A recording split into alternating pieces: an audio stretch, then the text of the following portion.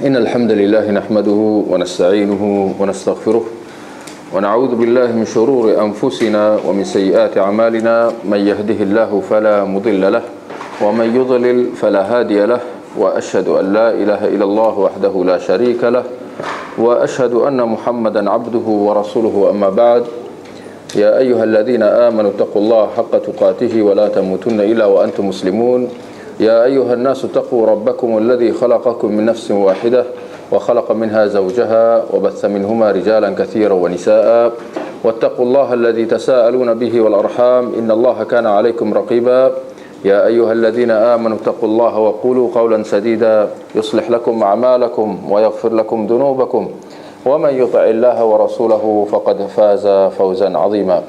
Alhamdulillah, segala puji bagi Allah. Kita diberikan kesempatan sekali lagi bagi kita bertemu pada malam ini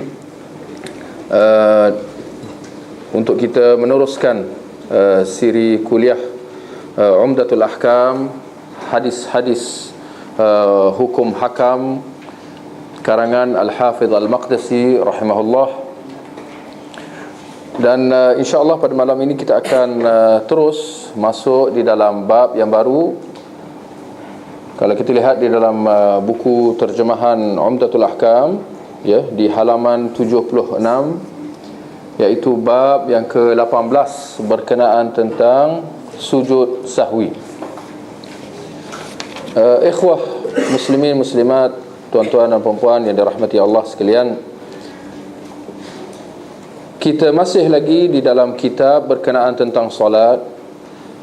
Dan di antara perkara-perkara yang perlu kita tahu, ya, berkenaan tentang hukum hakam salat ni adalah tentang sujud sahwi. Apakah yang dimaksudkan dengan sujud sahwi? Ya, dia daripada perkataan bahasa Arabnya sahu, as-sahu, ya, sin ha waw.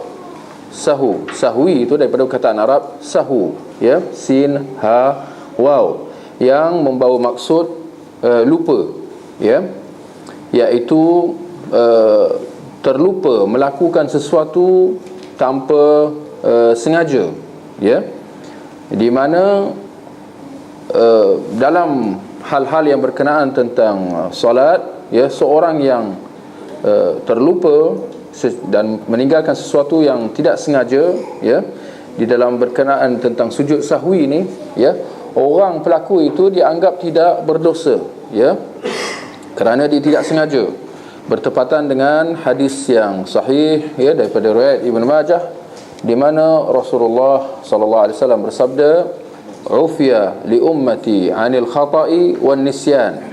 Diampunkan buat umatku apa yang dilakukan kerana silap atau lupa, ya.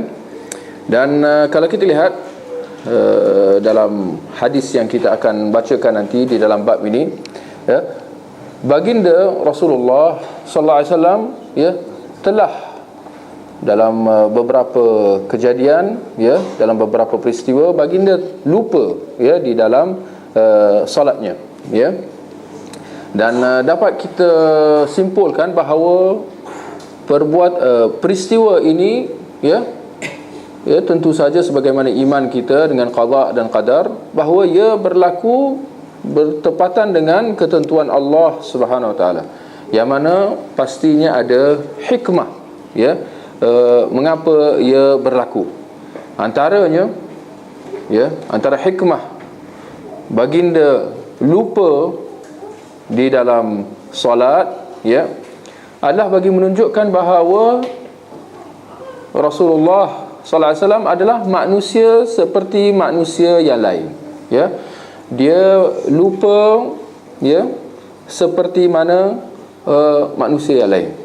Cuma bezanya baginda sallallahu alaihi wasallam, ya, dalam urusan agama, ya, kalau berlaku salah, silap atau terlupa, ya, akan ada peringatan, ya, kepada baginda.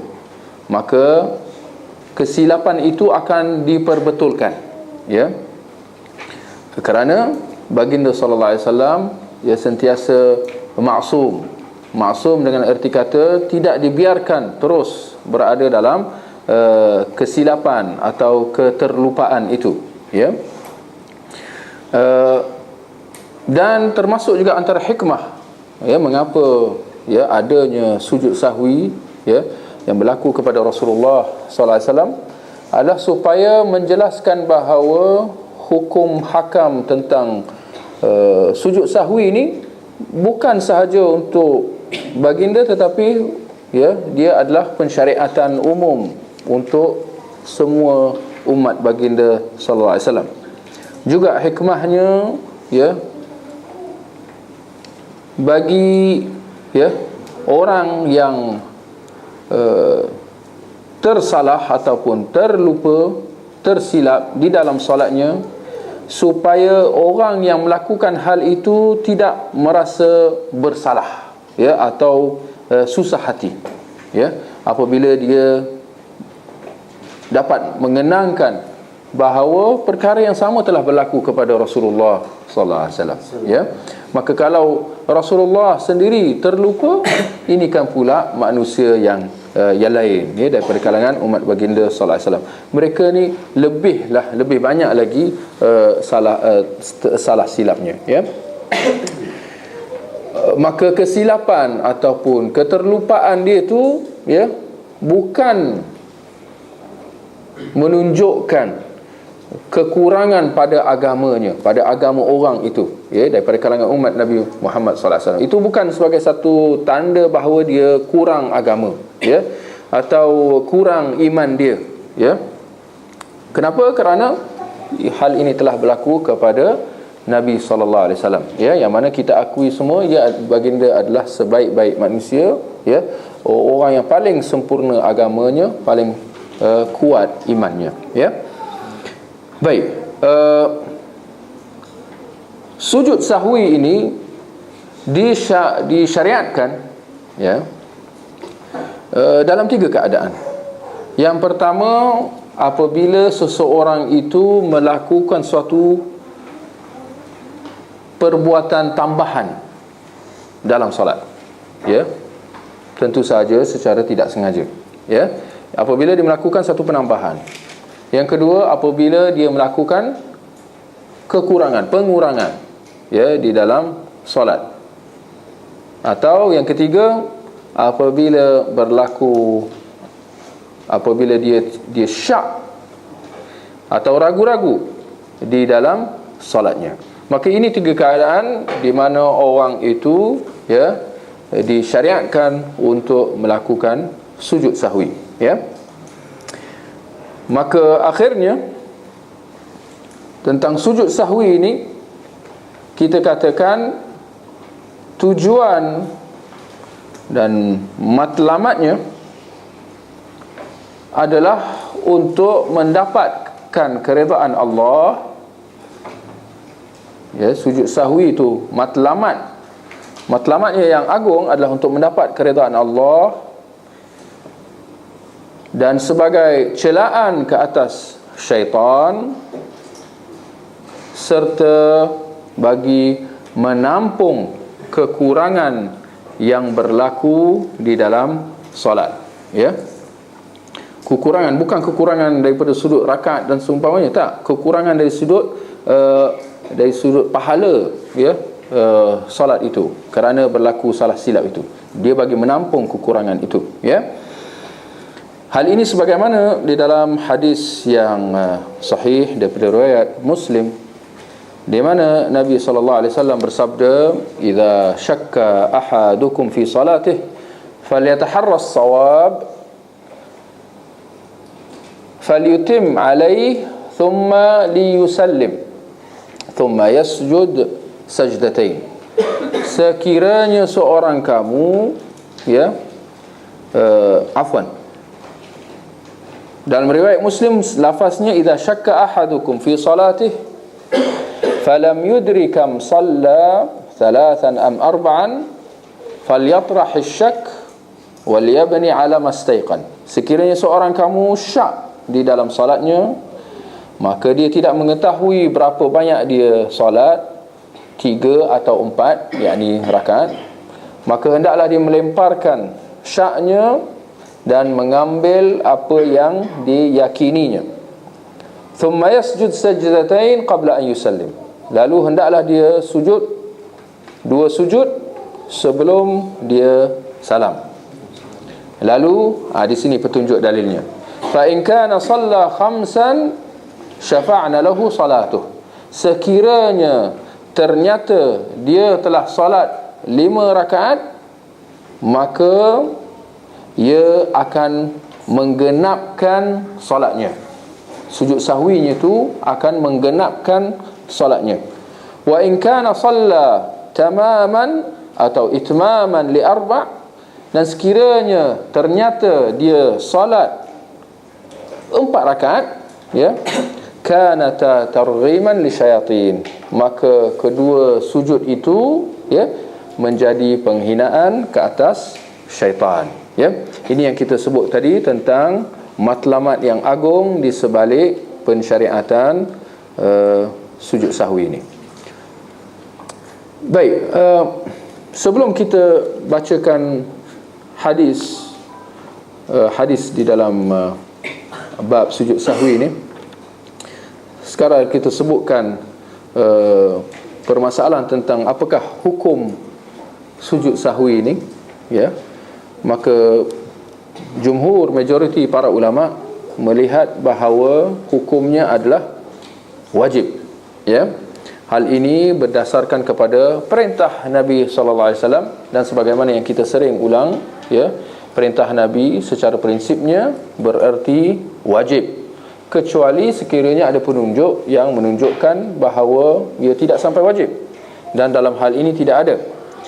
Sebagaimana sabda Nabi, ya, dalam hadis daripada Bukhari Muslim, "Idza syakka ahadukum fi salatih falyataharras shawab." Sekiranya seorang kamu syak dalam solatnya, maka hendaklah dia berusaha untuk mendapatkan yang benar, ya. Falyutim alaih, dan menyempurnakan solatnya. Thumma liyusallim, lalu hendaklah dia salam. Thumma yasjud sajdatain, lalu, ya, dia salam, ya, dan sujud 2 sujud. Di mana petunjuk dalilnya? Ya, baginda mengatakan hendaklah dia berusaha mendapatkan yang benar dan menyempurnakannya, memberi salam dan sujud 2 sujud, ya, hendaklah. Jadi perkataan hendaklah iaitu menunjukkan satu perintah, ya, dan perintah menunjukkan bahawa ia wajib. Baik, kita lihat 2 hadis di dalam bab ini. Hadis yang ke-110 dalam kitab Umdatul Ahkam ni agak panjang, tapi tak apa, kita lihat matan bahasa Arabnya dulu. An Muhammad ibn Sirin an Abi Hurairah radhiyallahu anhu qala صلى بنا رسول الله صلى الله عليه وسلم إحدى صلاتي العشي قال ابن سيرين وسماها أبو هريرة ولكن نسيت أنا قال فصلى بنا ركعتين ثم سلم فقام إلى خشبة معروضة في المسجد فاتكأ عليها كأنه غضبان ووضع يده اليمنى على اليسرى وشبك بين أصابعه ووضع خده الأيمن على ظهر كفه اليسرى وخرجت السرعان من أبواب المسجد فقالوا قصرت الصلاة وفي القوم أبو بكر وعمر فهابا أن يكلماه وفي القوم رجل في يديه طول يقال له ذو اليدين قال يا رسول الله أنسيت أم قصرت الصلاة قال لم أنس ولم تقصر فقال أكما يقول ذو اليدين قالوا نعم فتقدم فصلى ما ترك ثم سلم ثم كبر وسجد مثل سجوده أو أطول ثم رفع رأسه فكبر وسجد مثل سجوده أو أطول ثم رفع رأسه وكبر فربما سألوه ثم سلم قال فنبئت anna Imran ibn Husain qal thumma sallam al-ashi. Tak apa, ini penjelasan apa maksud ashi. Baik, kita lihat Muhammad bin Sirin meriwayatkan daripada Abu Hurairah radhiyallahu an, di mana dia menyatakan bahawa Rasulullah sallallahu alaihi wasallam mengimami kami pada salah satu salat ashi. Ibn Sirin mengatakan salat ashi, bolehlah garis salat ashi tu, nanti dijelaskan apa tu. Ibn Sirin mengatakan yang menamakan demikian itu adalah Abu Hurairah, akan tetapi aku sudah lupa. Abu Hurairah mengatakan bahawa Rasulullah sallallahu alaihi wasallam mengimami para sahabat dengan 2 rakaat. Lantas baginda salam. Baginda lalu bangkit menuju kayu yang terpasang. Ada kata lain? Yang terpacak. Elok juga tu, terpasang macam dia tak? Baik, yang terpacak di masjid.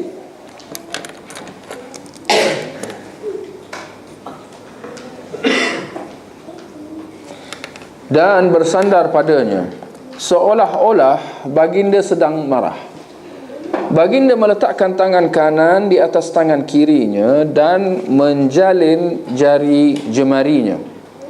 Baginda meletakkan pipi kanan di atas, betul kan? Bahagian atas. Punggung tu buang. Di atas bahagian atas telapak tangan kiri. Ya. Macam mana tu? Ya. Baginda meletakkan tangan kanan atas tangan kiri dan menjalin jari jemarinya. Macam inilah, ya. Baginda meletakkan pipi kanan, ni pipi kanan, di atas bahagian atas telapak tangan kiri. Ya, telapak tangan kiri, bahagian atas telapak tangan kiri. Macam inilah. Ya. Ya. Boleh ya? Mereka yang ingin okey, ada beberapa orang yang tergesa-gesa untuk tu semua buang. Ganti dengan mereka yang ingin bergegas pun. Jadi kita baca, mereka yang ingin bergegas pun keluar melalui pintu masjid. Orang-orang tersebut lantas mengatakan, buang. Ganti dengan mereka berkata, yakni orang yang bergegas keluar tadi. Mereka berkata, apakah salatnya buang? Apakah salat tadi dikasar? Padahal di antara kumpulan orang tersebut buang. Padahal di antara mereka terdapat Abu Bakar dan Umar. Namun keduanya takut bukan takut. Macam mana kalau kita hormat kat seseorang, segan. Bila kata segan ni, ini soalan bahasa Melayu. Bila kita kata segan, adakah menunjukkan bahawa kita hormat dia?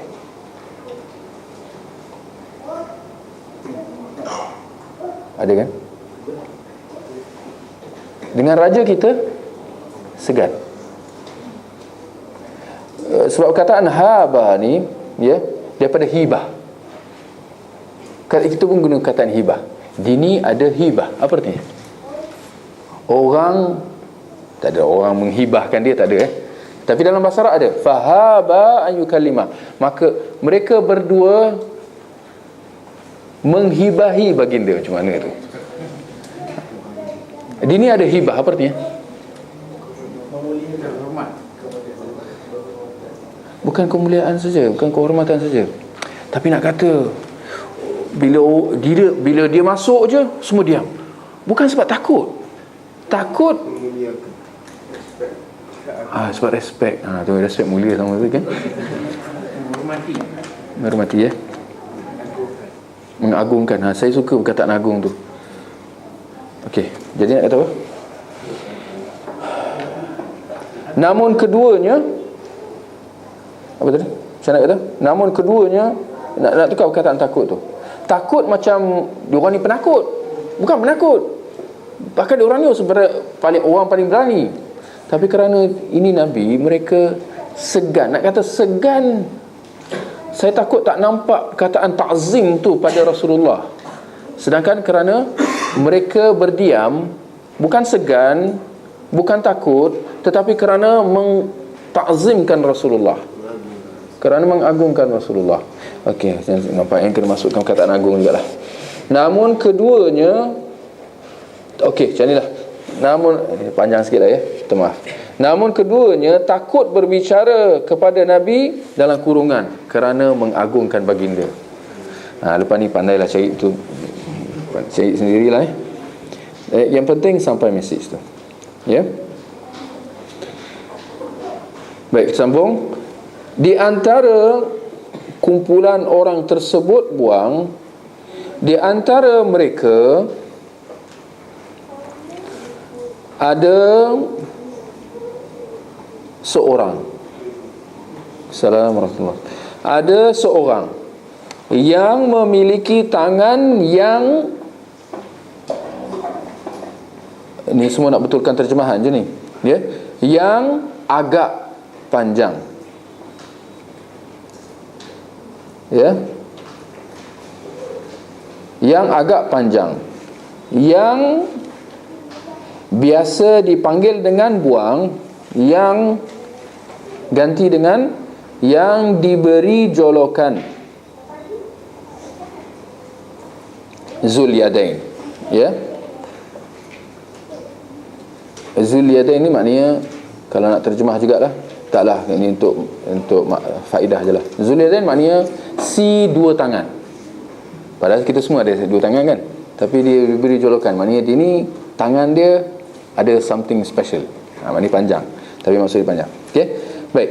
Dia lantas berkata, Zulyadain tu, dia lantas berkata, wahai Rasulullah, apakah engkau telah lupa atau salatnya buang, atau salat memang dikasari, memang dikasar? Nabi bersabda, aku tidak lupa dan tambah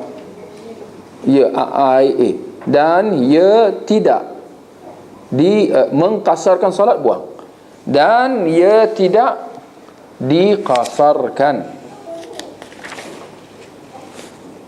ya. Sambung, Nabi bertanya, apakah kasusnya seperti buang?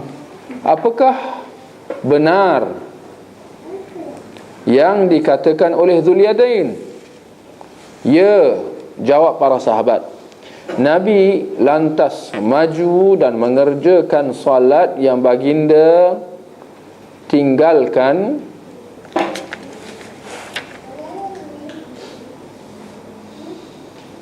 fasalla ma tarak.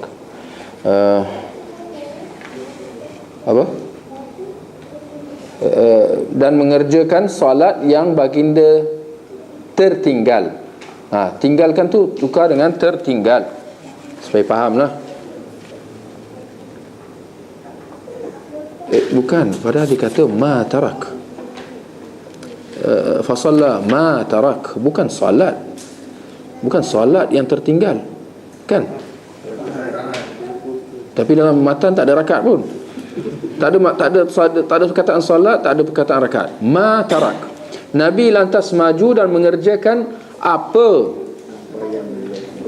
yang baginda tertinggal ya. Kemudian salam.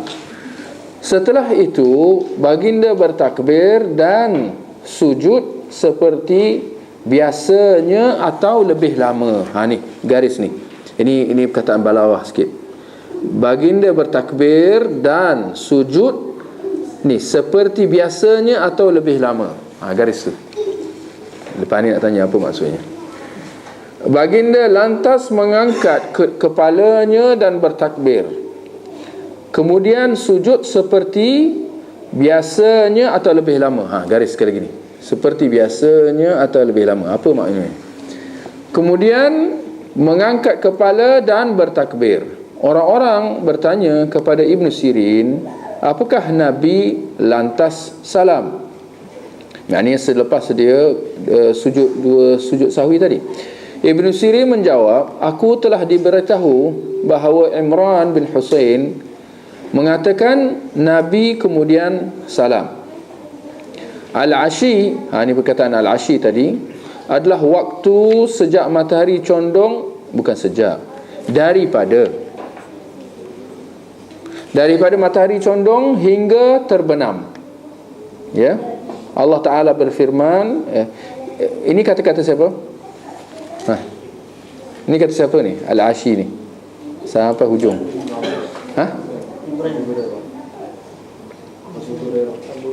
Abu Hurairah salah.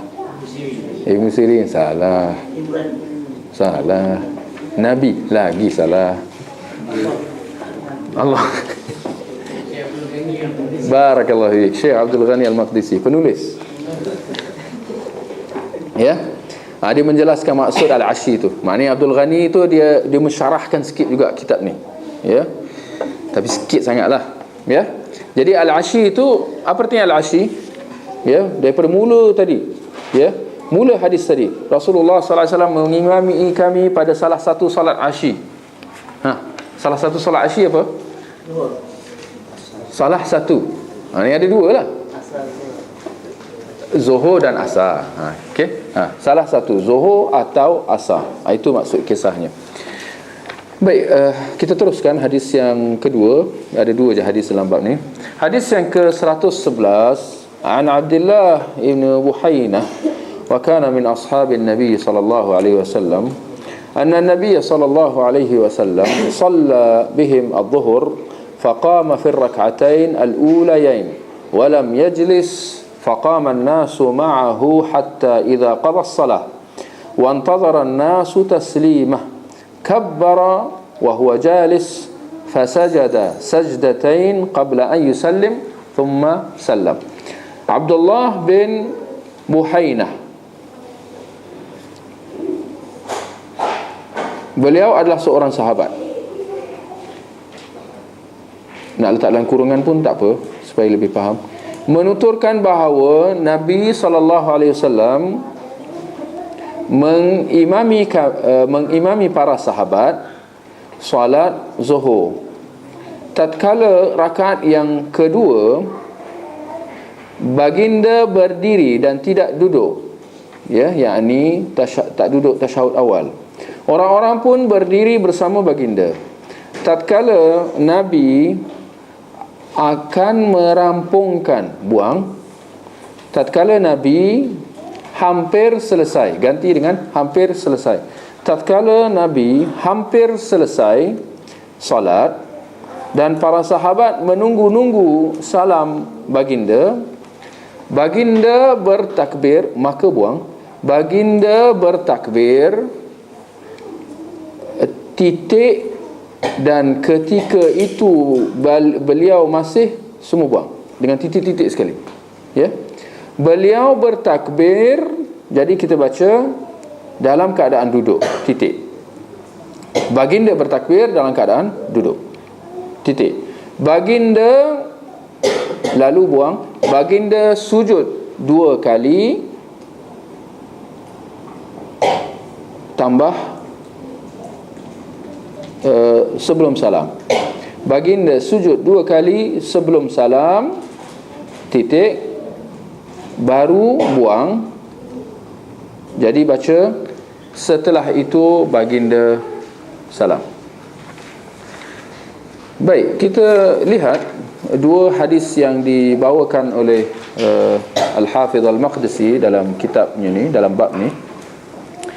Yang pertama daripada riwayat Muhammad Ibnu Sirin, ya, seorang tabi'in yang wafat pada tahun 110 Hijrah. Dia meriwayatkan daripada sahabat yang agung yang paling banyak meriwayatkan hadis daripada Nabi sallallahu alaihi wasallam secara mutlak, iaitu Abu Hurairah. Nama beliau Abdurrahman bin Sakhr radhiyallahu an.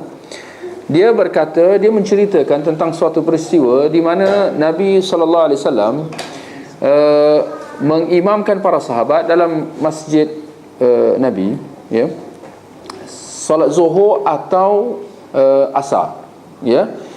Ibnu Sirin dia keliru, dia lupa, ya, dia pun sahu juga dalam meriwayatkan hadis ni, ya. Tengah cerita sujud sahwi, dia pun sahwi, dia pun sahu, ya. Jadi Ibnu Sirin kerana amanahnya, kerana sifat amanahnya, dia menjelaskan hal ini. Dengan mana dia kata Abu Hurairah menjelaskannya, tetapi aku yang lupa, ya. Maka Nabi dalam solat 4 rakaat itu, zuhur atau asar, kedua-duanya 4 rakaat, baginda solat 2 rakaat sahaja, ya. Setelah 2 rakaat baginda duduk, ya, dan ternyata baginda salam selepas tu. Setelah salam, ya, Abu Hurairah kata Rasulullah lantas bangun dan pergi, maknanya beranjak, ya, beranjak daripada depan tempat imam, dia beranjak ke satu kayu yang terpacak di dalam masjid, ya. Lalu Abu Hurairah kerana terlalu teliti, ini kerana para sahabat sangat teliti dalam riwayat, seolah-olah baginda marah, ya. Mereka dapat nampaklah daripada riak wajah Nabi sallallahu alaihi wasallam, ya. Maka baginda meletakkan tangan kanan atas tangan kiri dan dikata tahu, menjalin jari jemarinya, maknanya macam inilah, ya, fashabbaka baina asabi', ya. Lalu meletakkan, ya, bahagian, ya, meletakkan pipi kanan di atas bahagian atas, ya, telapak tangan kiri, begini macam ni, ya, sambil bersandar, ya. Ketika itu ramai daripada kalangan jemaah, ya, sebahagian mereka bangkit dan bergegas keluar daripada masjid, ya, kerana menyangka bahawa solat dah selesai, Nabi dah salam, Nabi dah bangkit dah pun, ya. Tapi sambil mereka keluar, ya, mereka saling orang kata apa, berbincang, berbisik-bisik, ya, berbisik-bisik, ya, menyatakan bahawa solat telah dikasarkan. Kerana mereka biasa solat 4 rakaat zuhur atau asar tu, tapi kali ini 2, jadi mereka heran. Tetapi mengenangkan ini Nabi sallallahu alaihi wasallam, ya, mereka terus menerima apa yang berlaku tu dan menyimpulkan bahawa, ya, solat telah dikasarkan semula. Kerana jangan lupa pada awal pensyariatan solat, ya, tidak ada solat fardu tapi solat sunat, ya. Tapi semua solat itu 2 rakaat, ya. Sehinggalah datang, ya, penetapan solat fardu 5 waktu tu serta, ya, rakaat-rakaat setiap solat tu, ya. Jadi mereka menyangka bahawa hal telah kembali semula seperti pada mula pensyariatan solat, ya, iaitu menjadi 2 rakaat, ya. Dan Abu Hurairah menjelaskan bahawa dalam keadaan dalam suasana apa? Dalam suasana panggil apa? Dalam suasana kecoh, tak kecoh, ha? Sama lah tu. Dalam suasana terpinga-pinga itu, ya, terdapat Abu Bakar dan Umar. Apa signifikan Abu Hurairah menyebutkan 2 nama ni, sedangkan ramai lagi sahabat yang ada? Ini kerana jelas kedua sahabat ni adalah 2 sahabat yang paling agung, ya, paling hebat, paling tinggi, ya, di kalangan sahabat-sahabat yang lain. Namun kita lihat adab ni, ini ada adab juga ni dalam hadis ni. Namun keduanya, ini kataan yang kita terjemahkan, takut untuk berbicara. Mereka semua dah buat kesimpulan dah, orang yang keluar tu dah buat kesimpulan bahawa solat telah dikasarkan. Tetapi dua sahabat yang agung ni, mereka diam. Kita lihat bagaimana tu sifat tu. Mereka tak cepat, tak terburu-buru. Sedangkan tidakkah mereka tertanya juga? Ke mereka terlupa juga? Kita kata jauh sekali. Ini dua sahabat ni, mereka sangat prihatin, ya. Tapi keduanya diam, dan Abu Hurairah menjelaskan, mengetahui kenapa keduanya diam. Kenapa? Kerana takut mengenangkan mereka, ya, apa tadi kita kata, mengagungkan, ya, Nabi SAW. Mereka tak tergamak nak apa? Nak bertanya atau nak memperbetulkan Nabi SAW. Nabi, kau tadi solat 2 rakaat lah. Boleh pula nak menunggu siapa ni? Nunggu Nabi. Nabi yang ajar dia orang solat, tiba kali ni dia orang pula nak mengajar Nabi solat. Ini bukan akhlak para sahabat. Maka kerana itu mereka diam, ya. Tetapi ditakdirkan, ya, ada di kalangan jemaah itu seorang sahabat yang diberi gelaran Dzul Yadain, mengenangkan kedua tangannya panjang, ya, daripada biasa.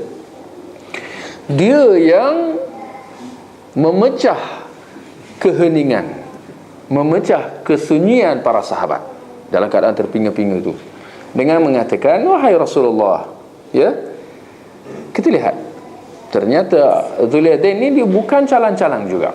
Dia ada kefakihan. Kita lihat soalan dia. Ya Rasulullah, wahai Rasulullah, apakah engkau telah lupa atau salat memang dikasari, telah dikasarkan, telah dipendekkan jadi 2 rakaat? Mana kefakihan Dzul Yadain? Kita lihat. Soalan menunjukkan kefahaman seorang, betul tak? Kalau orang tiba-tiba tanya kita soalan yang contoh soalan mudah, kita tahu dia ni level dia, kan? Kalau orang tanya soalan susah sikit, kita pun segan dengan orang ni. Dia ni ada kefahaman. Kalau tanya lagi soalan lagi susah, kita pun fahamlah dia ni bukan calang-calang orang, ya. Tiba orang tanya kat kita macam mana nak sebut ABC, kita tahulah dia ni contoh, kan? Jadi Dzul Yadain, ya, kefakihan dia dapat dilihat apabila dia menyimpulkan apa yang berlaku tu ada kebarangkalian, ada 2 kebarangkalian. Dia lebih faqih daripada mereka yang keluar, kan? Orang yang keluar tu semua buat satu kesimpulan je, ya, salat telah dikasarkan, ya. Tapi Dzul Yadain, ya, dia lebih faqih. Dia orang kata, dia tahu sesuatu telah berlaku tapi tak pasti. Tapi dia dapat buat kesimpulan bahawa yang berlaku tu tak lari daripada 2. Sama ada Nabi lupa atau solat memang telah dikasarkan, ya. Baik, kita lihat apa jawab Nabi. Nabi ternyata mengatakan bahawa aku tak lupa dan solat tak dikasarkan. Nabi menafikan kedua-dua kebarangkalian itu. Kita lihat sekali lagi kefakihan Dzul Yadain, di mana dia menyatakan secara pasti, secara yakin, ya, mengatakan bala, ya Rasulullah, ya. Dzul Yadain, ya, kita lihat dalam, ya, dalam riwayat ni tak ada jawapan jawapan Dzul Yadain tu, ya. Dalam riwayat yang lain Dzul Yadain menegaskan, bala ya Rasulullah, ya, telah berlaku salah satu daripada keduanya. Afwan, Dzul Yadain menjawab, siapa nak tulis-tulislah. Dzul Yadain menjawab, bala qad nasit, ya, engkau telah lupa. Engkau telah lupa. Kenapa Zuliadin berkata begitu?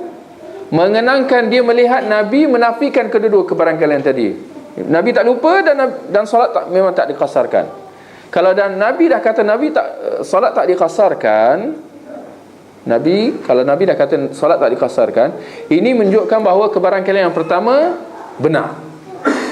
Maka kerana tu Zuliadin secara pasti kata, ya, engkau telah lupa. Ya, kerana salah satu tu mesti.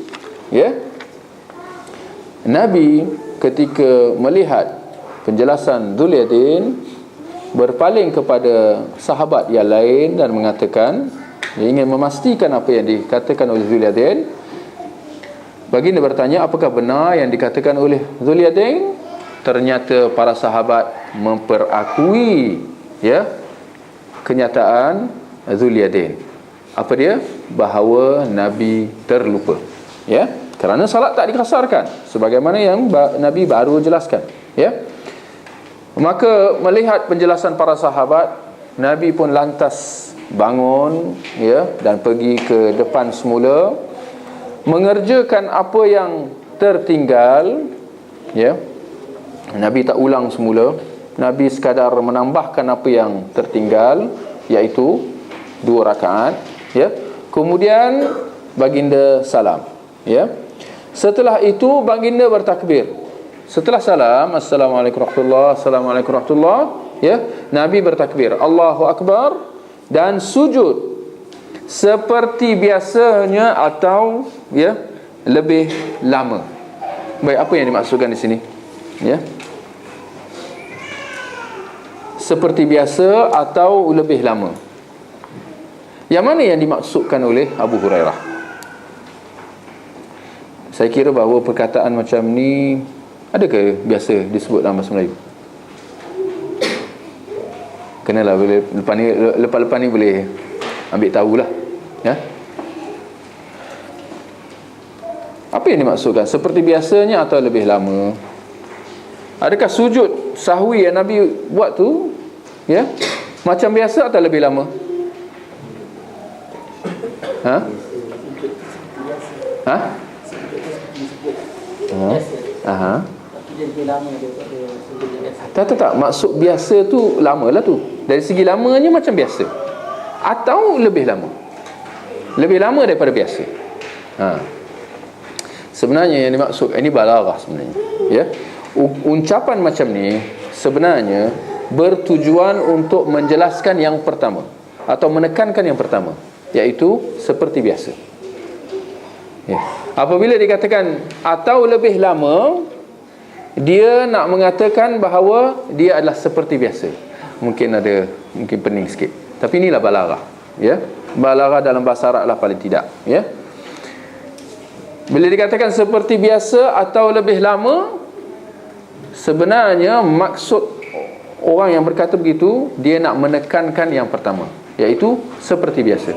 Maknanya Nabi sujud sahwi itu macam sujud biasa dalam solat, macam biasa, ya. Tak pendek dan tak kurang. Tak pendek atau tak lama, ya. Ini boleh lah kita tengok. Biasa kalau orang sujud sahwi dia cepat sikit, kan. Ini menyelisihilah cara Nabi. Ada orang bila sujud sahwi dia laju sikit, kan, sebab dia dah segan agaknya. Dia cepat-cepat dia nak salam, nak jalan, ya. Baik, baginda lantas mengangkat kepalanya daripada sujud, ya, dan bertakbir, ya, bangun daripada sujud dengan bertakbir. Kemudian Nabi sujud kali kedua seperti biasa atau lebih lama, sekali lagi, ya. Kemudian baginda mengangkat kepala dan bertakbir, ya. Orang-orang bertanya kepada Ibn Sirin, apakah Nabi salam? Ya, Ibn Sirin menjelaskan, ya, aku telah diberitahu bahawa Imran bin Husain, ya, mengatakan, Imran bin Husain, ya, seorang sahabat, mengatakan Nabi kemudian salam, ya. Maknanya Nabi salam sekali lagi, ya, selepas dua sujud sahwi tadi, ya. Baik, kita lihat Antara yang dapat kita ambil daripada hadis ni adalah tentang keadaan Nabi sallallahu alaihi wasallam apabila baginda salam pada mulanya. Selepas dia buat 2 rakaat, baginda salam, Nabi bangkit dan beranjak pergi ke tepi. Abu Hurairah kata apa? Nabi dalam keadaan marah. Ada para ulama cuba nak merungkai kenapa Nabi marah, ataupun apa signifikan ucapan Abu Hurairah, Nabi seolah-olah dalam keadaan marah. Di antara jawapan yang diberikan oleh para ulama, yang mana kita boleh ambil pengajaran bahawa ini adalah sifat orang-orang saleh. Ketika mana mereka melakukan suatu kesilapan atau satu kesalahan, walaupun secara tidak sengaja,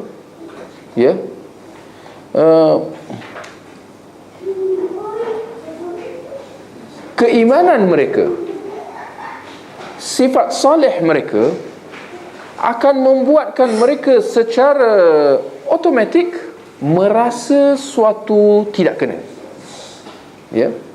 Kerana itu bukan kebiasaan mereka untuk melakukan benda-benda yang salah ni, untuk benda-benda yang silap ni. Kerana mereka sangat prihatin untuk mengelak daripada melakukan benda-benda ni, kerana sifat soleh mereka menuntut mereka buat macam tu. Tapi ketika ia berlaku, mereka secara fitrah merasa tidak kena. Kerana itu para ulama kata Nabi jadi macam marah-marah, kerana ada satu benda yang mengganggu Nabi. Nabi melihat, merasakan bahawa dia dah salat, dah selesai solat. Tapi kerana hakikat menunjukkan bahawa Nabi sebenarnya belum lagi selesai solat, Nabi rasa ada something wrong. Itu dia. Ini boleh kita kata ini adalah khas buat orang-orang yang beriman, orang-orang yang soleh. Kerana ada pun mereka yang lalai, orang-orang yang biasa melakukan maksiat, dia akan berlaku jadi sebaliknya. Kalau dibuat ketaatan, dia akan rasa pelik. Nak masuk masjid, rasa tak kena. Nak masuk masjid, rasa segan. Dia jadi terbalik. Jadi segan kalau dia nak buat ketaatan, nak buat benda soleh, dia jadi rasa tak kena. Ini terbalik. Maka ini adalah lumrah alam. Ini ketetapan Allah Subhanahu Wa Taala. Baik. Ada perbincangan di kalangan para ulama, tentang apa yang kita sebutkan tadi, antara sebab-sebab sujud sahwi itu. Yang pertama, kalau berlaku penambahan atau pengurangan atau was-was ataupun syak, ragu-ragu. Kalau sekiranya seorang itu dia jadi ragu-ragu dalam salat dia, ragu-ragu dia dah rukuk ke belum, dah sujud ke belum, ragu-ragu beberapa rakaat dia dah buat, berapa yang tertinggal. Ini memang sering berlaku. Para ulama berselisih pendapat tentang apa yang dimaksudkan dengan ragu-ragu di sini. Maka pendapat yang pertama mengatakan bahawa yang dimaksudkan dengan ragu-ragu di sini, yang menuntut supaya seseorang itu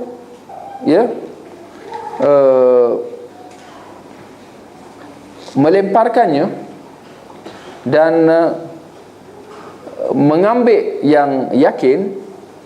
Yang dimaksudkan dengan ragu-ragu ni adalah kalau dalam semua keadaan, kalau dia syak sahaja, walaupun dalam keadaan ada petunjuk-petunjuk yang menyokong keraguan dia itu, dia tetap perlu melemparkan keraguan itu.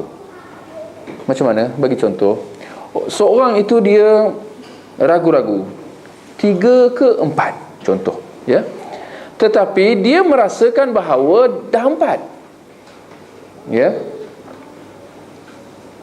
Pendapat pertama mengatakan bahawa keraguan di sini walaupun ada sangkaan kuat bahawa telah solat 4, mereka tetap menganggapnya itu keraguan dan dia kena lemparkan, dan dia tetap kena ambil yang yakin. Maka mereka menolak, tidak ada istilah dalam pendapat pertama untuk dia mengambil petunjuk-petunjuk, ya, ataupun sangkaan kuat. Dia tak boleh. Dia tetap kena ambil apa yang yakin sahaja, ya. Ini pendapat yang pertama. Pendapat yang kedua, ya, mereka membezakan antara orang yang solat bersendirian atau orang yang solat berjemaah, ya.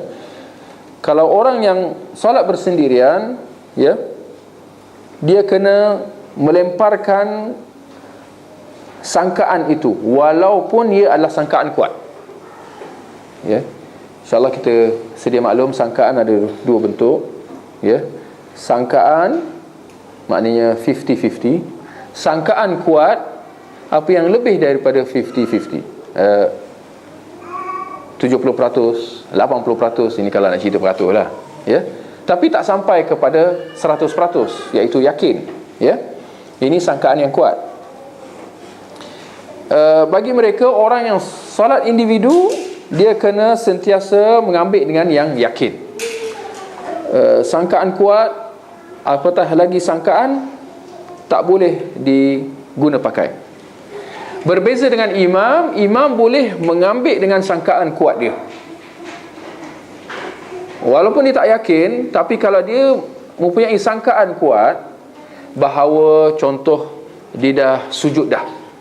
Kadang-kadang kita dalam satu rakaat tu ada 2 kali sujud, kan. Dia tiba-tiba tergelamun, dia dah sujud 2 kali ke baru sekali. Contoh, aku rasa ini imam ni, aku rasa aku dah sujud 2 kali. Maka dia nak teruskan.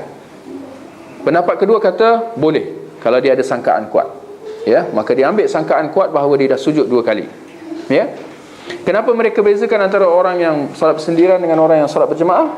Kerana pendapat kedua melihat bahawa orang imam, dia mempunyai makmum di belakang yang akan menegur dia kalau ternyata sangkaan kuat dia itu adalah silap atau salah, ya. Pendapat yang ketiga, yang terakhir, mereka, ini adalah pendapat kebanyakan para ulama, ya. Mereka mengguna pakai sangkaan kuat, ya, dalam menilai suatu yang diragui. Kalau seorang itu mempunyai sangkaan kuat, sangkaan kuat itu boleh dipakai walaupun tak sampai kepada keyakinan, tak sampai yakin, ya, atau pasti. Sama ada orang yang solat bersendirian atau orang yang solat, atau imam yang solat berjemaah, ya. Ini kerana sebagaimana dalam sebuah hadis daripada riwayat Bukhari Muslim, di mana Nabi sallallahu alaihi wasallam mengatakan, wa idza syakka ahadukum fi salatihi falyataharras sawab, dan sekiranya seorang itu syak di dalam salatnya, maka hendaklah dia berusaha mendapatkan yang benar. Berusaha mendapatkan yang benar. Ketika dia syak dalam salat, Nabi kata hendaklah dia usaha untuk mendapatkan yang benar. Apa artinya? Itulah dia. Kita kena imbas balik. Ini tengah salat ni, macam mana dia nak berusaha mendapatkan yang benar? Bukannya kena buat satu kerja ke, buat study ke apa. Tak. Ini semua dalam pemikiran dia. Dia kena fikir balik. Dia kembali kepada ingatan dia. Maka kalau ada sangkaan kuat, dia boleh mengambilnya. Itu kerana Nabi mengatakan hendaklah dia berusaha mendapatkan yang benar, ya. Keyakinan tak ada. Kalau ada yakin, tak ada masalah. Tak ada timbul usaha, tak ada timbul persoalan syak, ya. Tapi kalau dia syak, Nabi kata hendaklah dia berusaha mendapatkan yang benar. Maka di sini kita kata, kalau orang itu dalam solat tiba-tiba dia tak pasti 3 ke 4, bukan dalam semua keadaan dia kena ambil yang kurang. Tak. Kalau dia mempunyai sangkaan kuat bahawa, ya, aku dalam rakaat yang keempat, bukan 3, ya. dia ada dolak dalik tu 3 ke 4, 3 ke 4 yang biasa kan berlaku, 3 ke 4, 3 ke 4, ya. Kalau dia mempunyai sangkaan kuat bahawa 4, maka dia anggap bahawa dia dalam rakaat yang keempat. Tapi kalau sangkaan kuat yang kata 3, aku rasa tak sampai 4 lagi. Maknanya dia sangkaan kuat dia 3, maka dia ambil yang 3, ya. Maka bukan dalam semua keadaan dia ambil yang kurang, ya. Dah sujud ke belum? Dah sujud ke belum? Bukan semua keadaan kata belum sujud, ya. Tak, kalau dia ada sangkaan kuat dah sujud contoh, ya, maka dia tak perlu nak sujud, ya. Baik. Juga adanya perbincangan di kalangan para ulama tentang bilakah, ya, disyariatkan ataupun di mana kedudukan dua sujud sahwi itu, ya. Ini sering ditimbulkan, adakah sebelum salam atau selepas salam, ya. Ulama ada beberapa pendapat, ya. Kalau kita lihat pendapat yang pertama mengatakan bahawa kalau dia kalau kesilapan itu kerana kekurangan, seperti mana hadis 110 di depan kita ni, Nabi solat kerana kurang ke tambah? Kurang. Nabi solat 2 rakaat lagi, ya, kurang 2 rakaat, ya. Kalau kesilapan itu kerana kekurangan, salam itu salam atau sujud, ya, sujud sahwi itu selepas salam, ya.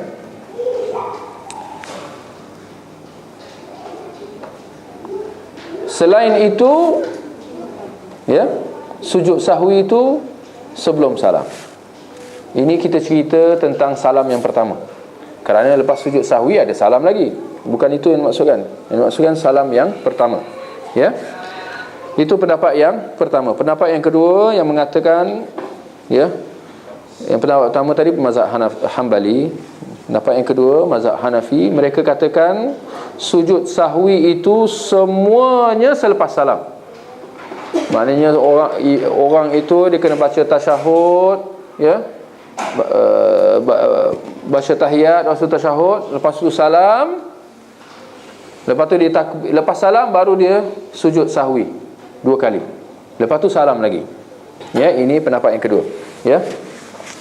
Pendapat yang ketiga mazhab Syafi'i, ya.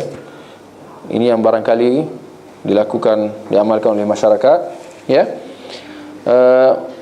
Mereka melihat bahawa sujud sahwi itu dalam semua keadaan, kerana tertambah, kerana terkurang, atau kerana ragu-ragu, sujud sahwi itu semua sebelum salam.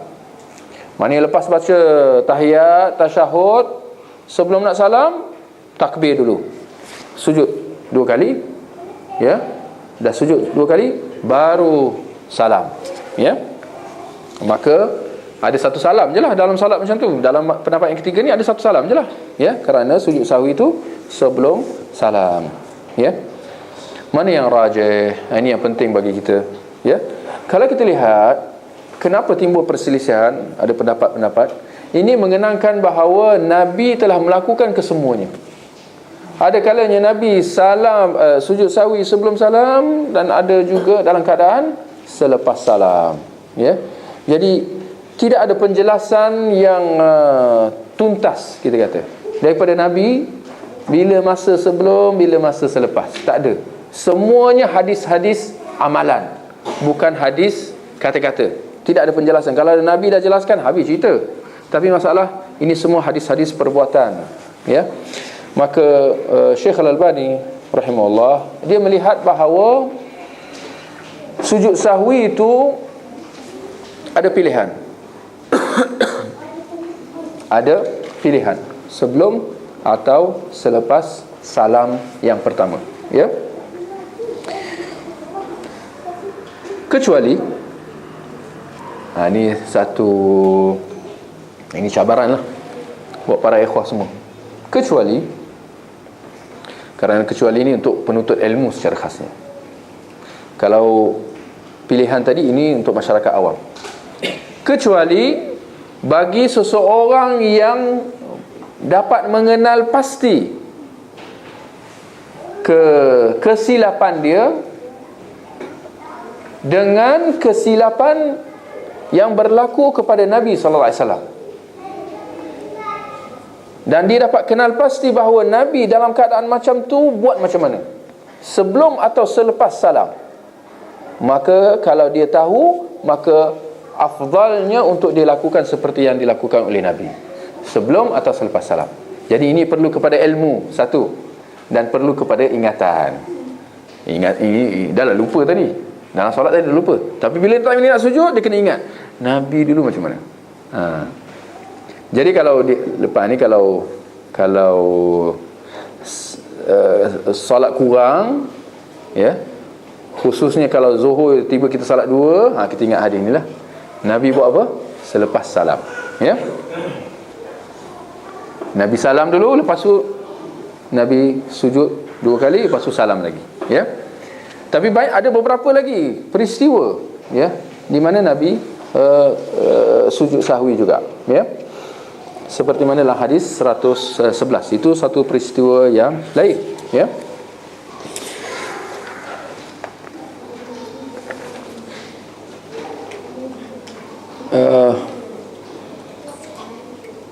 Banyak sebenarnya ada faedah-faedah yang dapat kita sebutkan di sini, ya, daripada kedua hadis yang kita telah bacakan.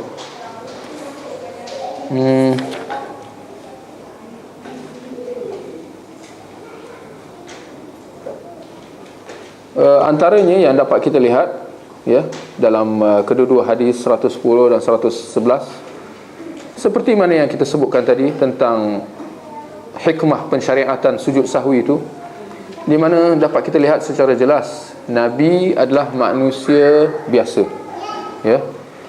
Nabi bukan malaikat, ya.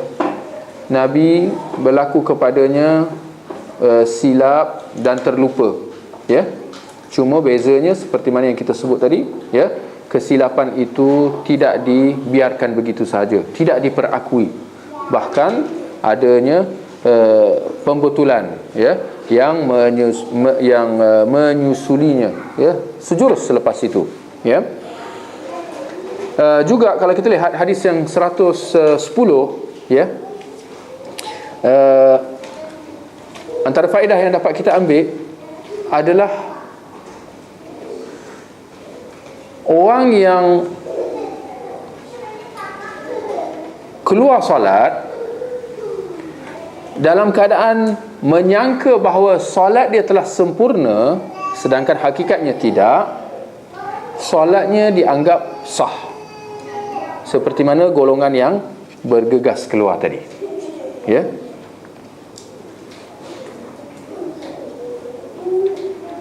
Juga antara faedah yang dapat kita ambil adalah percakapan yang berlaku dalam solat. Bagaimana percakapan yang berlaku dalam solat? Dalam hadis 110 secara khasnya, iaitu perbualan antara Dzul-Yadain dengan Rasulullah. Mereka berbual, bersoal jawab, sedangkan solat mereka belum selesai, kan? Perbualan itu dianggap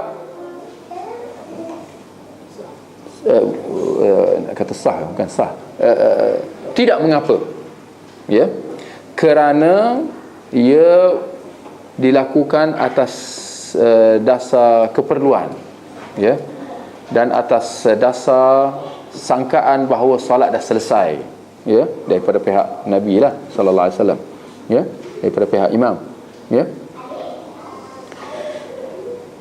Dan juga orang yang menyedari kekurangan atau kesilapan dalam solatnya, dia sekadar perlu melakukan pembetulan yang sepatutnya, atau penambahan kalau ada kekurangan, tanpa perlu mengulang balik solatnya, sebagaimana yang dilakukan oleh Nabi sallallahu alaihi wasallam.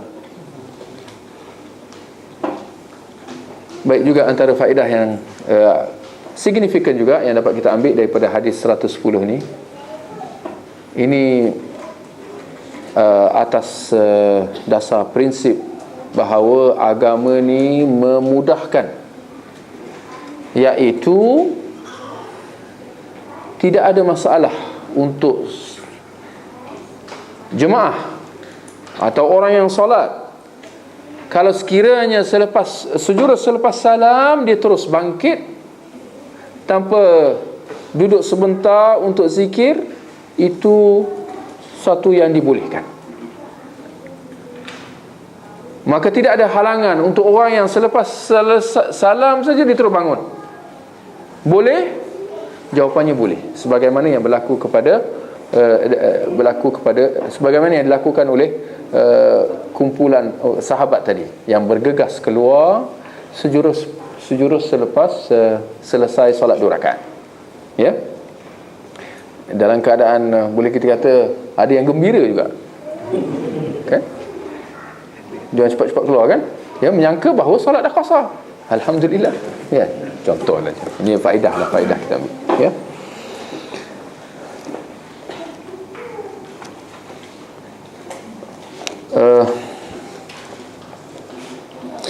Boleh kita sebut beberapa permasalahan yang berkaitan tentang sujud sahwi ni, ya. Sekiranya dalam solat jemaah imam, macam mana nak kata, imam sahwi, boleh kata itu, imam sahwi,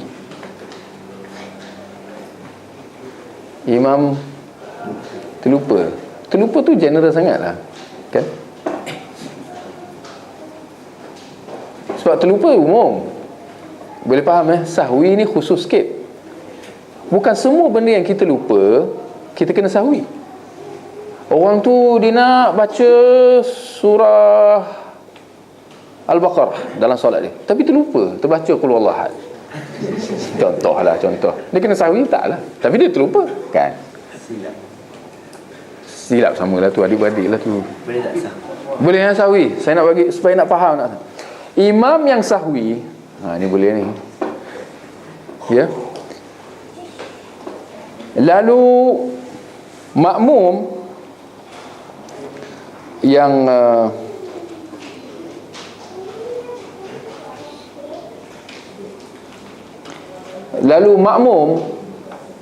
dia masbuk, dia tak tahu tentang imam tu sahwi, ya.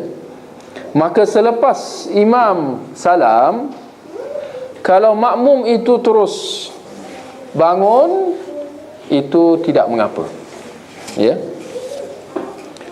Walaupun kita kata asalnya, ya, atau afdalnya adalah makmum tu kalau diikut sekali, turut serta bersama dengan imam sujud sahwi, itu lebih afdal, kerana imam dijadikan untuk diikuti. Kalau disujud, kita sujud, walaupun itu sujud sahwi yang berlaku daripada kesilapan pihak imam. Makmum selamat, tapi atas dasar ittiba, ikut imam, dia tetap anjurkan untuk ikut imam sujud sahwi, ya. Baik, kita lihat hadis yang satu permasalahan, hadis yang ke-111 tadi.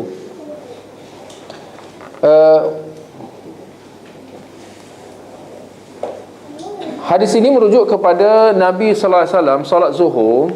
Lalu dalam solat zuhur tu Nabi tak duduk tasyahud, ya. Sebaliknya Nabi terus bangun masuk ke rakaat yang ketiga, ya. Ini adalah dalam keadaan juga di mana ini kita panggil apa? Solat apa? Penambahan kekurangan kesyak. Nabi tertinggal tasyahud awal, kekurangan lah, ya. Tapi tasyahud awal ni dikategorikan sebagai, siapa ingat istilahnya? sunat ab'ad. Ya, ini istilah lah, ini istilah dalam mazhab Syafi'i secara khasnya, di mana sunan ab'ad ni kalau tertinggal dianjurkan untuk sujud sahwi, iaitu tasyahud awal ni. Jadi Nabi tertinggal tasyahud awal, ya, Nabi menampungnya, sekadar menampungnya dengan 2 sujud sahwi, ya. Baik, tentang permasalahan tertinggal tasyahud awal ni, adanya perincian, ya, di mana di dalam mazhab, ya, mengatakan bahawa, ini dalam mazhab Syafi'i secara khasnya, mengatakan bahawa kalau orang itu bangkit daripada duduk tasyahud awal, maknanya dia terus bangkit, tak duduk tasyahud awal, ia bergantung. Kalau sekiranya, ya, dia hampir kepada duduk, maka dia kena duduk dan tasyahud awal. Kalau sekiranya dia lebih hampir kepada berdiri, ya, maka dia kena terus berdiri dan tak boleh dia nak duduk untuk tasyahud awal tu, ya. Sejauh mana kebenaran perincian ini, ya?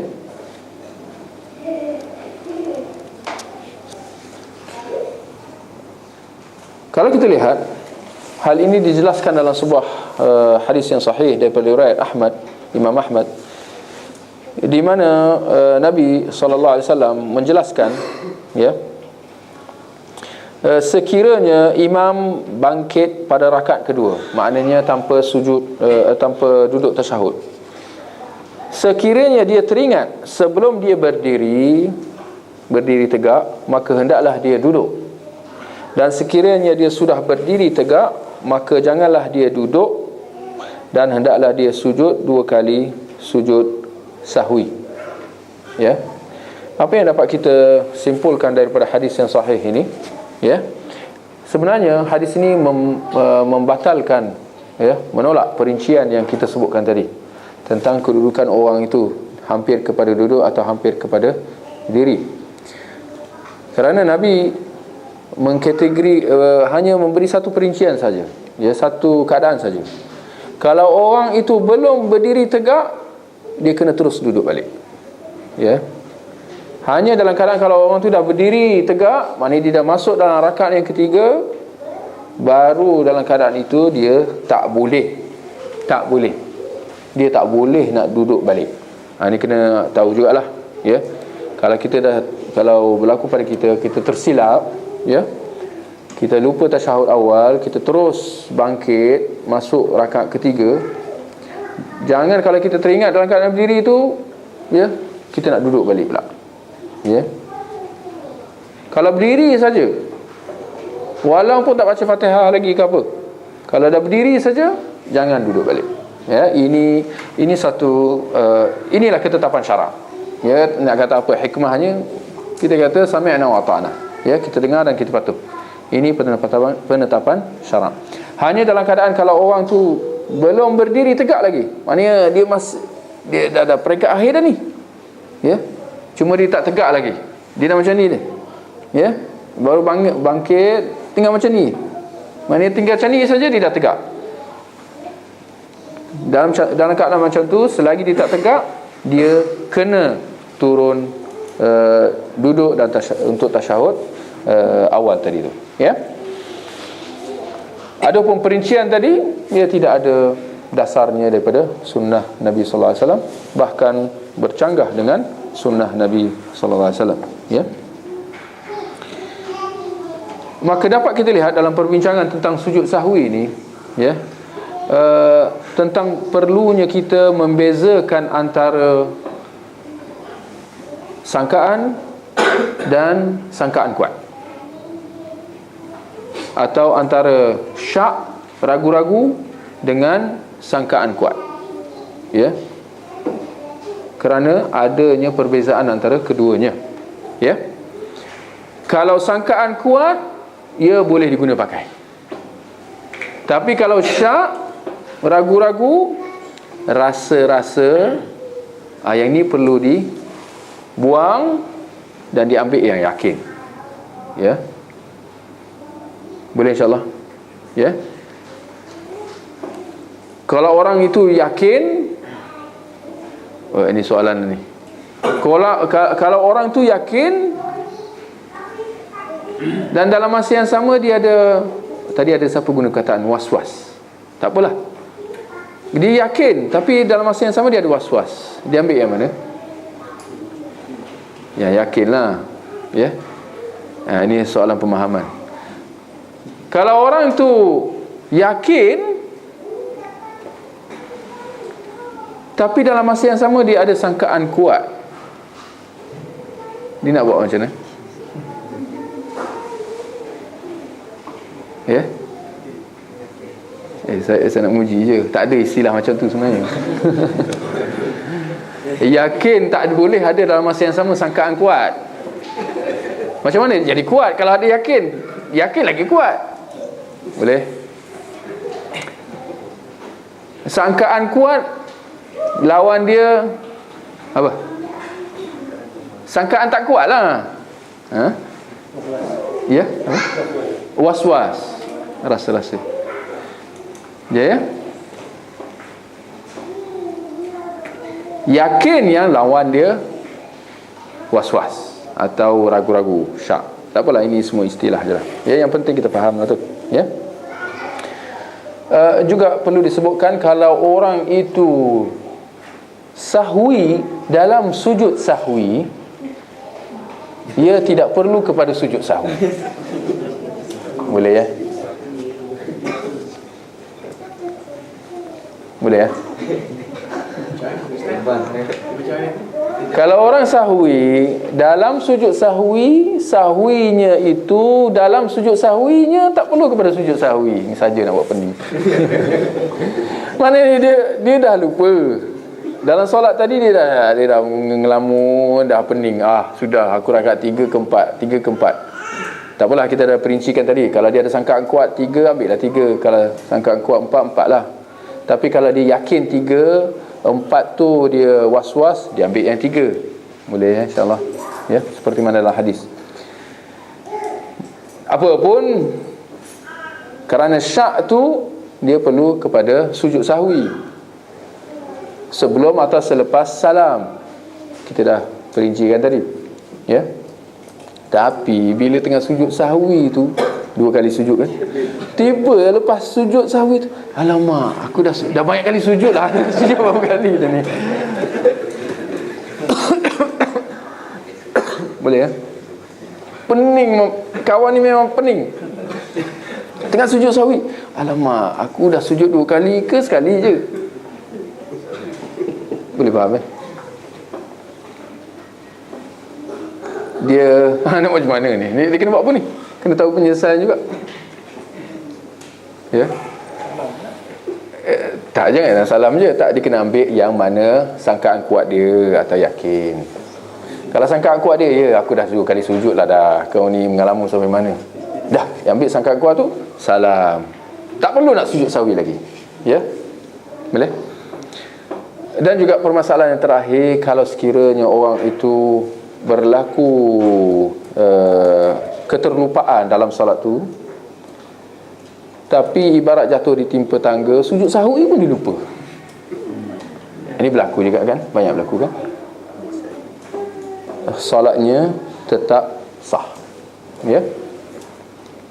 Walaupun kita kata sujud sahwi tadi itu wajib. Ya, tetapi dalam keadaan kalau ini pun lupa juga, ya, solatnya dianggap sah. Ya. Baik, saya ingat sampai di situ. Kalau ada sebarang pertanyaan sebelum kita akhiri majlis kita. Ustaz, majlis 10 ni. Maksudnya imam ni kadang-kadang dia lepas salam dia juga bangun dan pergi bersandar kan. Semua anda tu. Sekejap ya. Bismillah.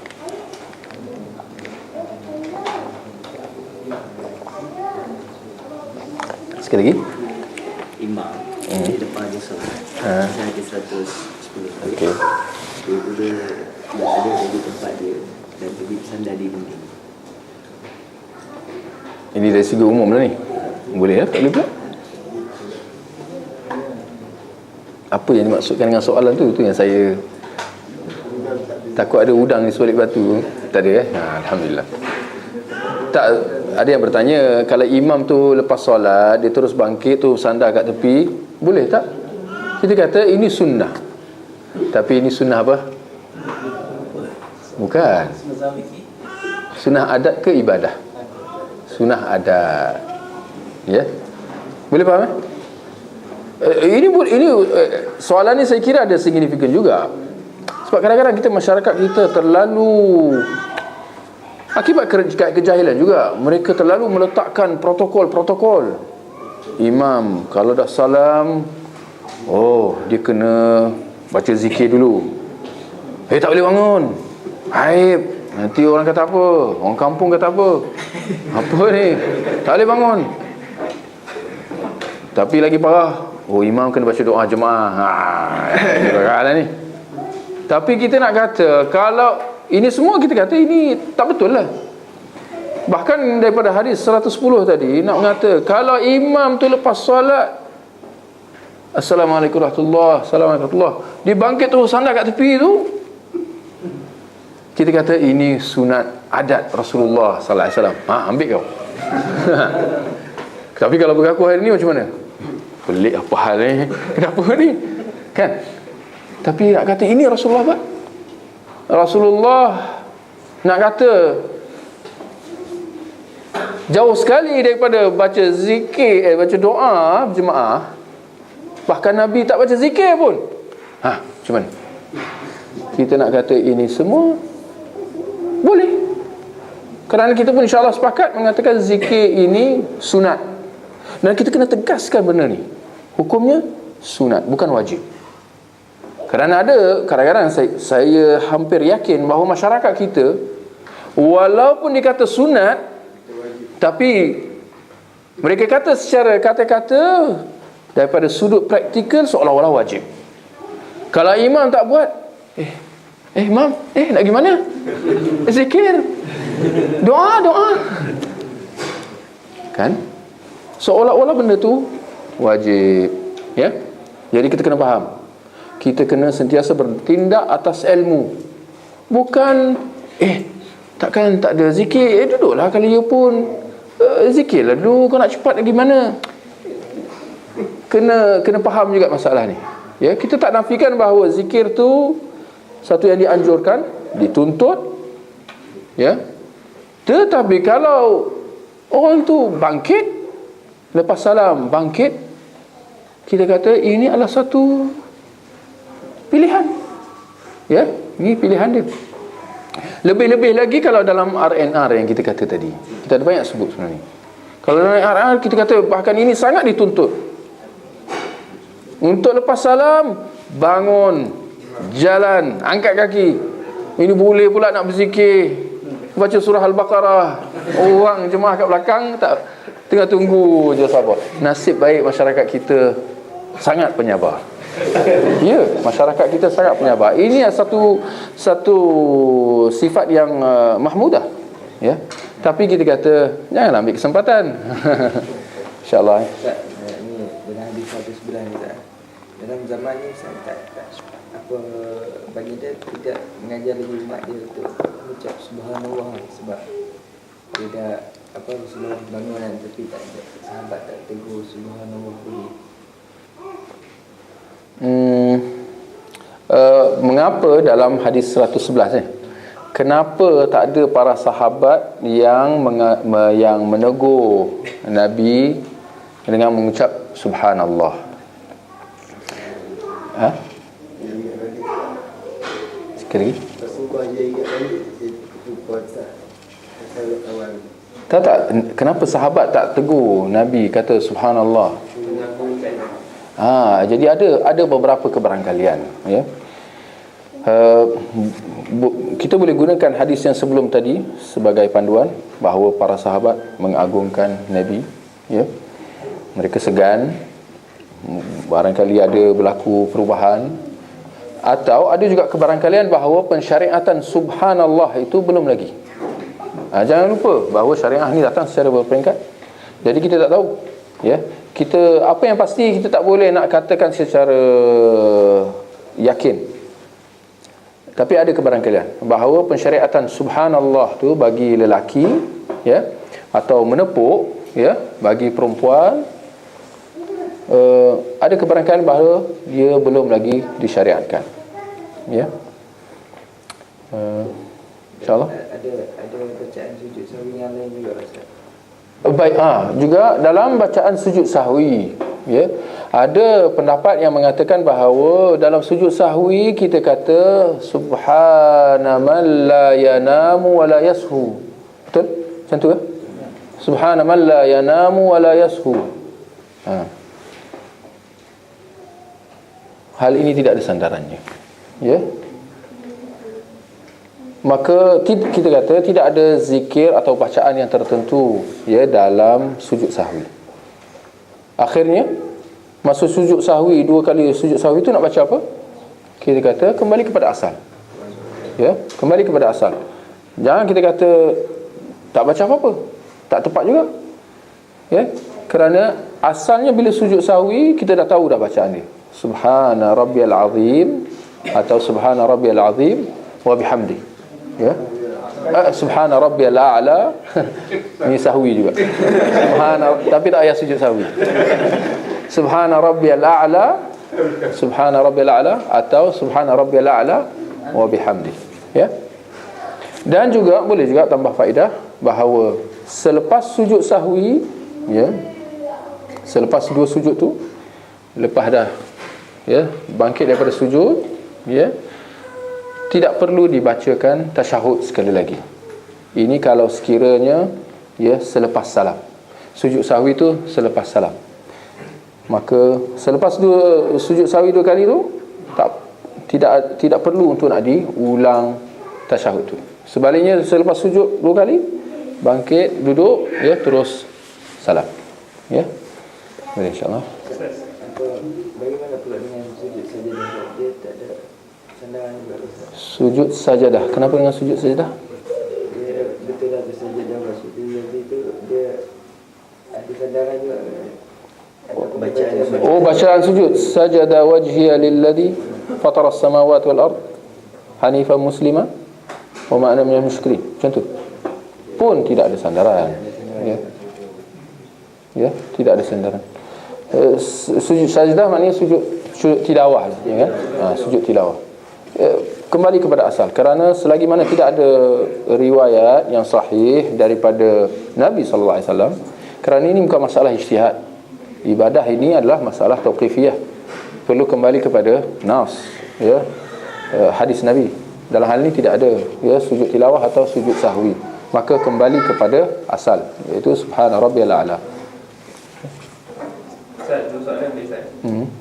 Satu, kalau kita rasa salah pada bacaan, Ustaz. Rasa salah? Kita was-was pada bacaan. Macam tu. Satu.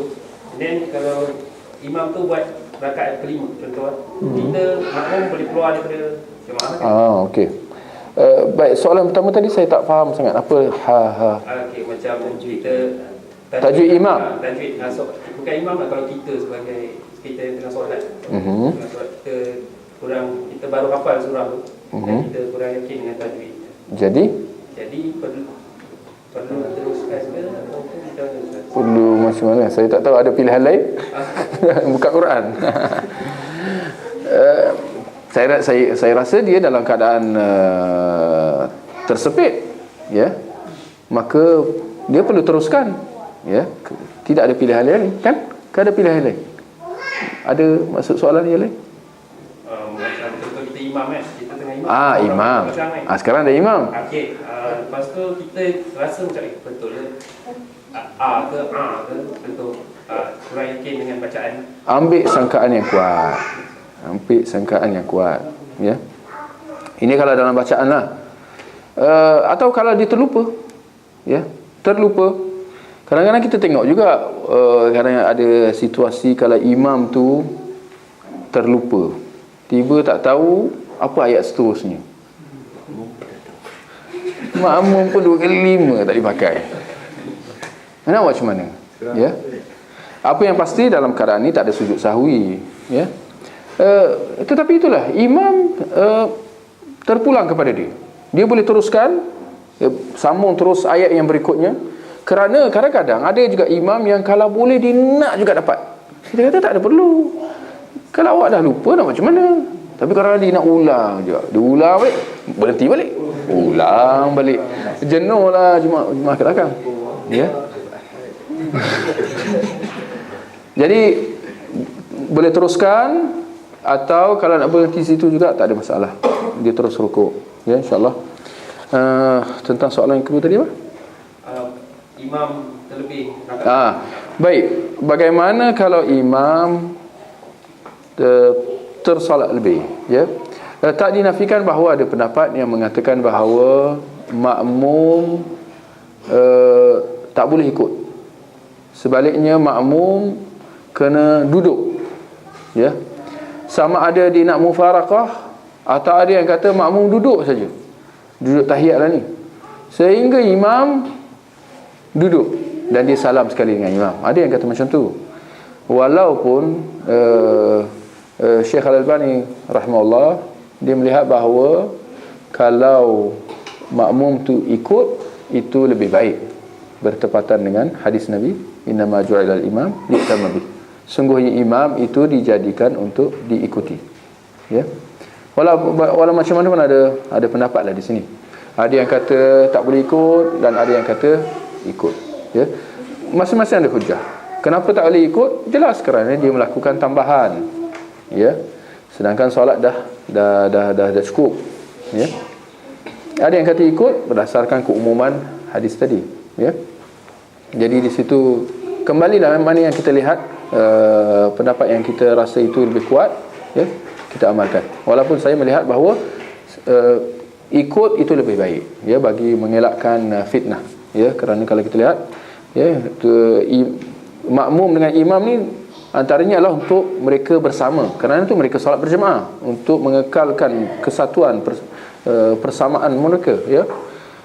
Maka diteruskan, diikut, ya. Jangan dia mufarakah, nanti timbul fitnah, ya, persengketaan, ya.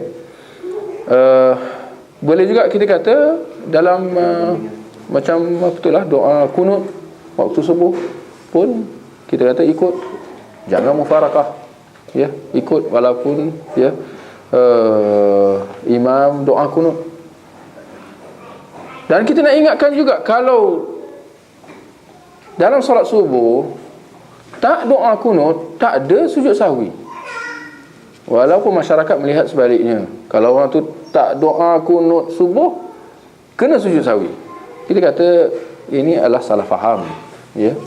Kerana apa yang pasti, permasalahan doa kunut subuh ni ada perlu ini adalah salah faham, ya. Masyarakat membuat kesimpulan berdasarkan perbuatan Nabi sallallahu alaihi wasallam, ya, yang mana sebenarnya Nabi doa bukan saja dalam solat subuh, bahkan dalam solat fardu 5 waktu. Dan doa itu bukan doa kunut, itu adalah doa nazilah, dipanggil kunut nazilah, ya, bukan kunut witir. Jadi ada beberapa kesilapan di situ. Satunya mereka khususkan pada waktu subuh saja, ya. Lalu mereka kata kalau siapa yang tertinggal kena doa sujud sahwi, ya. Sedangkan Nabi melakukan doa itu doa nazilah dalam solat fardu 5 waktu, bukan saja subuh, bahkan zuhur, asar, maghrib dan isyak, selama sebulan. Selepas itu Nabi berhenti. Nabi tak lakukan selama-lamanya. Mengenangkan Nabi melakukan doa kunut nazilah itu kerana nak mendoakan ke atas kaum musyrikin yang mengganggu, membunuh para sahabat, ya. Satu juga kesilapan dalam doa kunut tu adalah bacaan doa mereka, Allahumma hdina fiman hadait. Ini doa ini sebenarnya adalah doa kunut solat witir.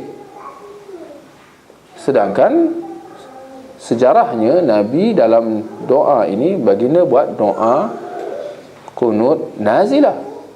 Doa qunut nazilah bukan Allahumma hadina fiman hadait, kan? Doa qunut nazilah adalah untuk bergantung kalau ditimpa musibah diminta supaya diangkat musibah, ya. Kalau nak melaknat satu kaum, dilaknat kaum tu je. Berbeza dengan doa qunut solat witir. Ini adalah khas untuk solat witir. Jadi ada kekeliruan yang banyak daripada sudut-sudut ni, ya. Baik, insyaAllah saya ingat cukup sekadar itu. Ya. Ya. Ada soalan? Apabila imam rukun dalam solatnya, lalu dia melakukan sujud sahwi, adakah para makmum perlu ikut sama? Afwan, ulang sekali daripada mula. Apabila imam terlupa dalam solatnya, lalu dia melakukan sujud sahwi untuk melengkapkan solatnya, adakah makmum perlu ikut sama melakukan sujud sahwi? Memang. Kalau imam terlupa, ya, elok jugalah soalan ni. Kalau imam terlupa lalu dia melakukan sujud sahwi, adakah makmum kena ikut? Jawapannya iyalah, ya. Sebab makmum memang kerja dia, tanggungjawab dia adalah untuk ikut imam, termasuk dalam sujud sahwi. Kerana kita kena ingat kesilapan imam adalah kesilapan atas makmum juga, ya. Kerana itu imam dia. Kalau imam silap, makmum terkena sekali, walaupun daripada sudut tanggungjawab itu adalah pada bahu imam, sebab dia yang buat silap tu. Tapi nak kena ingat juga bahawa makmum terpalit sekali kerana dia sedang solat dengan imam. Maka kerana itu memang makmum memang kena ikut sujud sahwi dengan imam, ya. InsyaAllah. Ada dua kita. Oi. Dalam satu masa, satu tempat lah, adakah dibolehkan dua imamkan jemaah? Contoh, biasanya dekat nanti rehat kan, satu sini buat jemaah, satu sini buat jemaah. Bercanggah dengan pensyariatan solat jemaah itu. Solat jemaah, nama pun jemaah, bertujuan untuk nak menghimpunkan. Maka apabila ada perpecahan, ada dua jemaah, itu bercanggah dengan roh solat jemaah itu. Habis Kita nak mana? Bagi saya ini adalah satu dilema, tetapi jalan penyelesaiannya adalah dengan kita mengambil jemaah yang lebih ramai. Kerana seperti mana dalam hadis, walaupun tidak berkaitan, tetapi boleh digunakan sebagai panduan, bahawa jemaah yang lebih ramai lebih afdal, lebih afdal daripada jemaah yang kurang ramai, ya. Begitu juga kalau kita nak pilih masjid, contohnya kalau kita ada pilihan lah, ada masjid sini, masjid A, masjid B, ya. Ini daripada sudut ramai tak ramai, kita pilih yang ramai itu lebih afdal, ya, insyaAllah. Di dalam masjid atau kawasan masjid, adakah boleh dilakukan aktiviti jual beli? Maksud saya buat perniagaan lah. Buat meniaga, okey. Contoh macam dekat masjid Saudara kan. Tak apa. Contoh Tak apa, faham. Dia bergantung macam ni, ya. Kita kena tengok kalau sekiranya itu adalah tempat solat, sebahagian daripada masjid maknanya apa? Tempat solat. Maka di sini memang dilarang untuk jual beli. Bahkan kita dituntut supaya mendoakan ke atas orang yang melakukan urusan ni dengan kita mengatakan semoga engkau tidak mendapat keuntungan. Sampai begitu sekali ancaman terhadap orang yang melakukan jual beli di dalam kawasan atau di dalam tempat, di dalam masjid, ya, kerana masjid didirikan untuk ibadah, untuk urusan akhirat semata-mata. Jadi kita kena tengok, bila kita kata kawasan masjid, apa yang kita faham dengan kawasan masjid, kerana dia ada perincian di situ. Kalau yang dimaksudkan dengan kawasan masjid adalah di luar masjid, tetapi masih lagi di dalam kawasan pagar, kita kena tengok kawasan pagar itu. dalam kawasan pagar tu, adakah kawasan ini semua tempat solat? Sekiranya ya, maka jawapannya tak boleh, kerana ini adalah tempat ruang solat, ya. Tapi sekiranya tidak, sebaliknya tempat solat itu hanya di dalam bangunan masjid itu sahaja, manakala di luar bangunan masjid itu adalah di luar masjid, tetapi masih lagi di dalam kawasan pagar masjid, ya, tetapi di luar tempat solat, maka itu boleh, ya. Antara yang kita boleh jadikan sebagai panduan, ya, adalah kalau kita tengok tandas tu, ya, kewujudan tandas di dalam kawasan pagar masjid menunjukkan bahawa kawasan solat hanya dalam bangunan masjid itu sahaja. Kerana masakan kita boleh menunaikan hajat kita di dalam masjid. Boleh faham? Jadi wujudnya tandas masjid tu menunjukkan bahawa tandas itu di luar masjid. Boleh faham? Tapi masih lagi dalam pagar, kawasan pagar masjid, ya. Maka kalau ada tandas, boleh kita kata kita boleh niaga. Macam tu lah pula, ya. Tapi boleh faham lah hukum dia, ya. Kalau ada kat kawasan kita niaga, dalam kawasan pagar masjid, kalau ada tandas, maknanya kita boleh melakukan urusan selain daripada solat dan ibadah. Kalau kita boleh melakukan urusan membuang hajat, ini kan pula urusan jual beli. Jual beli lebih mulia daripada urusan buang hajat, kan? Kalau buang hajat pun boleh dalam tandas tu, sedangkan dia dalam kawasan masjid, tak ada orang nak baling selipar kat kita, apa kau ni buat benda tak senonoh dalam masjid, ya, boleh. Maka ini menunjukkan bahawa jual beli boleh walaupun dalam kawasan pagar masjid, tetapi kerana dia dianggap di luar masjid. Boleh insyaAllah?